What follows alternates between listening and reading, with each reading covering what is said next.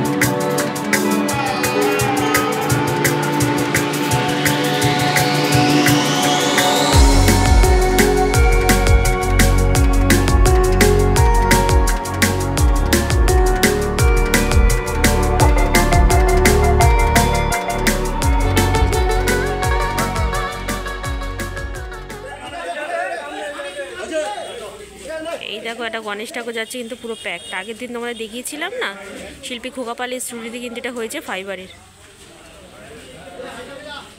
আর এখানে দেখো শিল্পী নান্টু পাল কিন্তু ছাঁচ থেকে কিন্তু হাতগুলোকে খুব সুন্দর করে তৈরি করছে।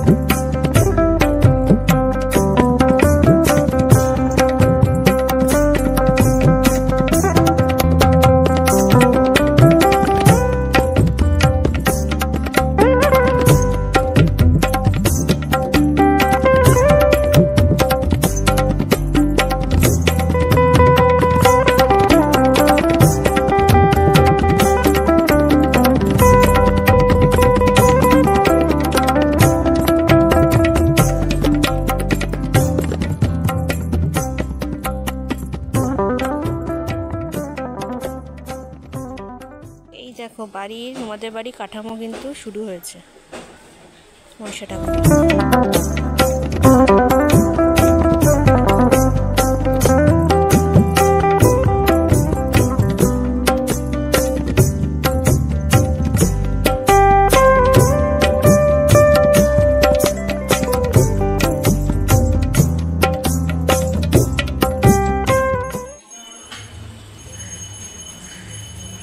এই দেখো ওখানে একটা শিব দুর্গা, শিব পার্বতী।